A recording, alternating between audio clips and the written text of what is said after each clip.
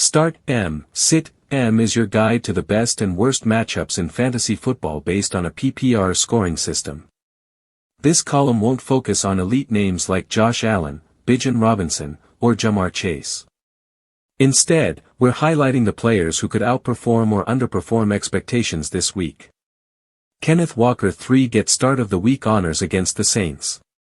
He was outsnapped by Zach Charbonnet last week but dominated on the ground, averaging over 8 yards per carry with a touchdown in a win over the Steelers.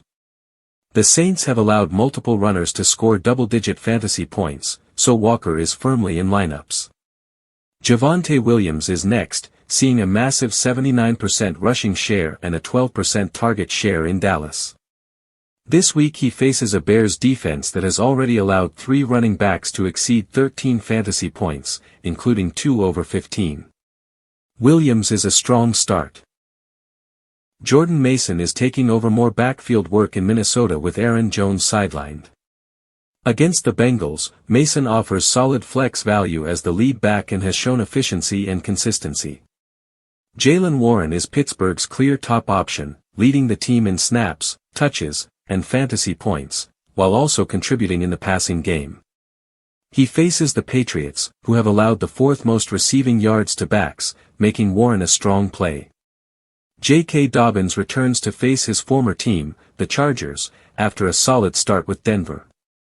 He averages over 4 yards per carry and has scored 30 fantasy points in 2 games. While the Chargers have been tough on backs, game script could favor Dobbins. Other backs to consider starting include Chase Brown, Breece Hall, and Ramondre Stevenson. On the flip side, Tony Pollard has struggled, averaging under 10 fantasy points through 2 games. The Colts have limited running backs effectively, making Pollard a risky RB2 or flex option.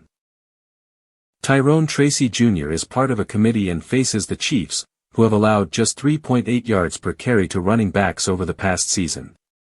Quinshon Judkins has upside but is still limited in his second game, and Green Bay's defense has been stingy against backs.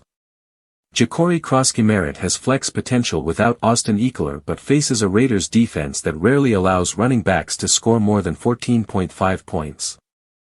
Isaiah Pacheco remains a major risk after injury and limited touches, averaging just 6 fantasy points in his last 12 games, making him largely unstartable even against a plus matchup like the Giants.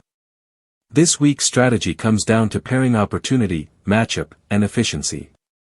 Focus on backs who are seeing significant snaps, touches, and involvement in the passing game, while avoiding players in committees or with poor recent usage. By balancing risk and reward, you can maximize your fantasy production and gain an edge over your competition heading into Week 3.